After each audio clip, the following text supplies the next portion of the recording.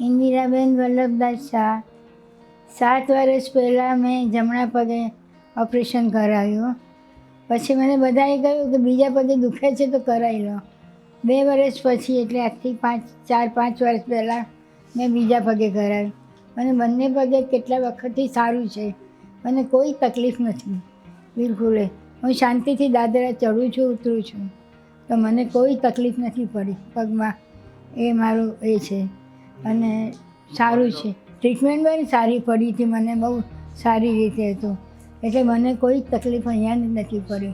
અને પગમાં બી મને ઘણું સારું છે. સાવ ફ્રી ચાલું છું મજાથી. ઠાકોરજીની કૃપા છે અને વિક્રમ શાહની મહેનત છે, એમનાથી મને સારું છે બને. આજે મને 83 પૂરા થયા. 84 ચાલે છે રનિંગ આજે. અને હું સ્વસ્થ છું એ રીતે. બસ હું મજાની છું.